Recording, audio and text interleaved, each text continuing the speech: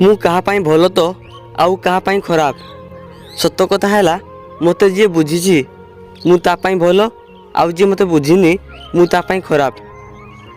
ଗଛରେ ଫୁଲ ପୁରୁଣା ହୋଇଗଲେ ଗଛ ଫୁଲକୁ ପକାଇ ଦେଇଥାଏ।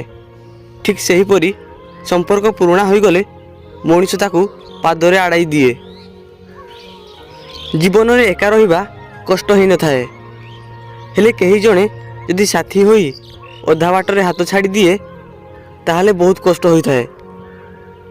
ବହୁତ ଭଲ ଟାଇମ୍ ପାସ୍ କଲ, ଯେବେ ଇଚ୍ଛା ହେଲା କଥା ହେଲ, ଯେବେ ଇଚ୍ଛା ହେଲା ମନେ ପକାଇଲ, ଆଉ ଯେବେ ଇଚ୍ଛା ହେଲା ଭୁଲିଗଲ। ସମୟ ଥିଲା ତା ସହିତ କଥା ହେଇ ରାତି କଟୁଥିଲା। ଏବେ ବି ସେ ରାତି ଅଛି, ସିଏ ବି ଅଛି, କିନ୍ତୁ ମୋ ବଦଳରେ ଆଉ କିଏ ତା ରାତିର ସାଥୀ ହୋଇଯାଇଛି। ହୃଦୟରୁ ଆରମ୍ଭ ହୋଇଥିବା ସମ୍ପର୍କ କେବେ ବି ଶେଷ ହୁଏ ନାହିଁ।